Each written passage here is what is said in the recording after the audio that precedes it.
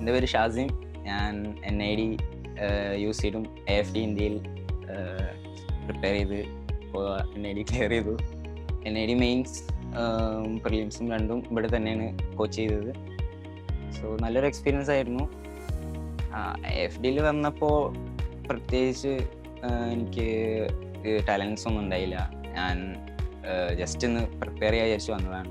അപ്പോൾ ഇവിടെ വന്നതിന് ശേഷമാണ് ഞാൻ നന്നായി ഡിസിപ്ലിൻ ആയതും അതേപോലെ എല്ലാം ഓർഗനൈസ്ഡായി.